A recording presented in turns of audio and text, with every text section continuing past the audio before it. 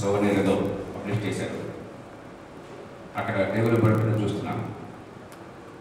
30 ఏళ్ల తర్వాత 100 గ్రామాల్లో జరిగింది, బహుశా ఇప్పుడు 1000 గ్రామాలకి వెళ్ళింది. బాగా పెడితే దేశం దర్శనం మనం సిగ్గుతో తలదించుకోవాలి.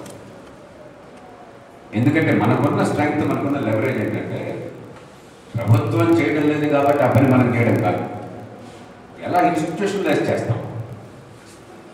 ఒకసారి ప్రూఫ్ ఆఫ్ కాన్సెప్ట్ వచ్చిన తర్వాత అది దేశంలో విస్తృతంగా, ఎంత వీలైతే అంత వీలుగా విస్తృతంగా ఎలా వ్యాప్తి చేస్తాం, ఎంతమందికి ఫలితాలను ఏర్పాటు చేస్తాం, అది నిజమైన ఫలితం. అది జరగకపోతే ఏదో మంచివాళ్ళం కాబట్టి మనకి పాపం ఆ దారిని పోతుంటే పిచ్చుకడ తిరిగితే ₹1 ₹2 జేబులో మాస్క్ చేస్తాం, అలా వేస్తూనే ఉంటాం. దేవాలయానికి పోతే బయట ఉంటారు పాపం వేస్తూనే ఉంటాం. కానీ ఆ రకంగా మీరు 10,000 సంవత్సరాలు తపస్సు చేసినా కూడా పేదరికం పొంది చేసి అది వేదని నేను అంటాను. But that is not the way to eliminate poverty in the country. You have to institutionalize and you have to replicate on a mass scale. అందుకని లెవరేజ్ ఎక్కడ ఉంటుందో దయచేసి ఆలోచించండి. అందుకనే పరిపాలన గురించి అనుక్షణం ఆలోచించాలి. నా మటుకు నాకు మీరు చాయిస్ ఇస్తే నాకు రాజకీయం అంటే ఈ నుంచి పారిపోదామని నాకు అనుక్షణం నా మనసు.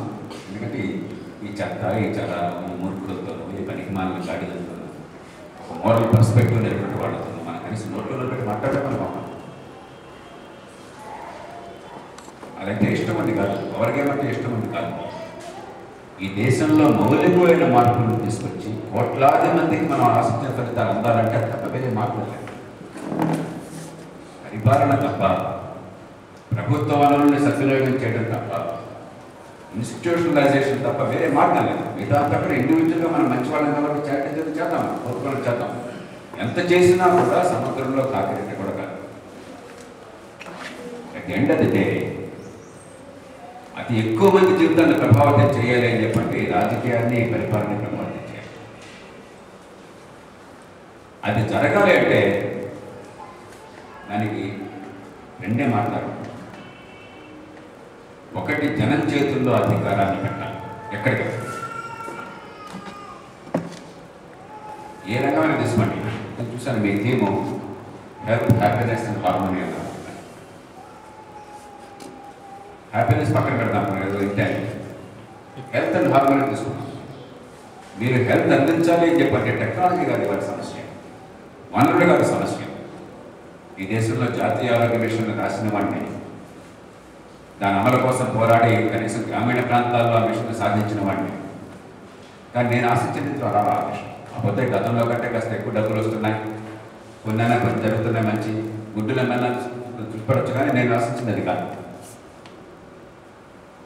నిజంగా ఇన్సెంటివ్స్ని మార్చి బ్రిటన్లో నేషనల్ హెల్త్ సర్వీస్ లాగా మనం చేయగలిగినట్టయితే చాలా తక్కువ ఖర్చుతో ఎక్కువ మందికి అద్భుతమైన ఫలితాలు ఇచ్చే శక్తి ఈవేళ మనకు. ఏది చేయాలో అది చేయకుండా ఆయన చెప్పినట్టుగా ఆరోగ్యశ్రీ చేస్తున్నాం. అది హెల్త్ అనుకుంటున్నాం. మన మూర్ఖత్వం కదా చాలా గొప్ప ప్రయోగం అనుకుంటున్నాం, చాలా మూర్ఖమైన ప్రయోగం. నేను రాజకీయం మాట్లాడలేదు. ఈ దేశం ఏ దారిని నడవకూడదో ఆ దారిని నడుస్తాం. ఏ దారిని దేశంలో ప్రజలకు ఫలితాలు రావో ఆ దారిని మనం నడిచి ఫలితాలు రావడానికి బాధపడతాం. హెల్త్ ఇండికేటర్ ఒక్కటి కూడా, ఒక్క పిసర కూడా బాగుపడదు ఆరోగ్యశ్రీ లాంటి పథకాలు. That is American style of health care. That's exactly what is wrong with American health care. ఇవాళ కదా 30 ఏళ్ల క్రితం గమనించాడు. ఈ 30 ఏళ్ళ నుంచి వాళ్ళ నల్లగొల్లాలు కూడా మార్చుకుందామని ఇప్పుడు రీసెంట్గా ఒబామా వచ్చిన తర్వాత ఒక బిల్లు సెనెట్లో పాస్ అయింది, మళ్ళీ కాంగ్రెస్లో వస్తున్నది. ఇద్దరు కలిసి వచ్చిన ఏదో కంటాలు పెట్టి ముందు చేస్తారు. వాళ్ళు చేస్తుంటే మనం ఆ ఫెయిల్ అయిపోయిన అమెరికన్ సిస్టమ్ 30 ఏళ్ల క్రితం ఉందని మనం అడుగుతున్నాం. It's disaster. అర్థం చేసుకున్నాడు అసలు ఈ భాష అర్థమైనాడు. గత 3 సంవత్సరాల్లో భారతదేశంలో ఉన్న పత్రికల్లో కనీసం 200 వ్యాసాలు నేను అమెరికాలో ఆరోగ్యాన్ని గురించి చదివాను. అమెరికాలో ఆరోగ్య వ్యవస్థలో తప్పులు ఏమిటి, దాన్ని ఎలా బాగు చేయాలని చెప్పిన అంశం మీద కనీసం 200 వ్యాసాలు పాల్ క్రూగ్మన్ కానీ, లేకపోతే అమెరికా రెడ్డి మారిన్ రావత్ కానీ, లేదా మరొకటి కానీ చాలామంది రాసిన భారతదేశంలోని ఆరోగ్య వ్యవస్థల గురించి భారతదేశంలో పత్రికల్లో 10 కూడా చదవండి. చూడండి, అంటే ఆరోగ్యాన్ని గురించి మన పత్రిక పాఠకులకు ఇష్టం లేదని కూడా చదవడం అనుకుంటే అమెరికాలో ఆరోగ్యం గురించి ఎందుకంటే మనకి చదువుతారు అనుకుంటే భారతదేశంలో వాళ్ళకి ఎందుకు పట్టదండి? ఎంత ట్రాజడీ ఆలోచించారు. 200 వ్యాసాలు అమెరికాలో ఆరోగ్య వ్యవస్థల గురించి మన పత్రికల్లో వస్తే 10 వ్యాసాలు కూడా భారతదేశంలో ఆరోగ్య వ్యవస్థల గురించి మన పత్రికల్లో రాదు. ఆ 10లో 5-6 నేను రాశాను. వచ్చిన 10లో భారతదేశంలో గత 3 ఏళ్లుగా వచ్చిన పత్రికల్లో వచ్చిన వ్యాసాలను ఆరోగ్యాన్ని గురించి సగపైగా నేను రాసిన. ఎంత సిగ్గుచేటు. 61 సంవత్సరాల క్రితం 1948 జూలైలో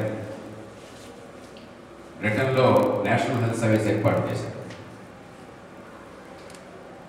మీ అందరికి గుర్తుంటుంది, 2వ ప్రపంచ యుద్ధంలో గెలిపించి నాయకత్వాన్ని ఇచ్చిన వాడేమో చర్చిల్. కానీ ఎన్నికల్లో అక్కడ యుద్ధంలో గెలవగానే ఎన్నికలు వస్తే చర్చిల్ని పనిగట్టు మరీ ఓడించారు.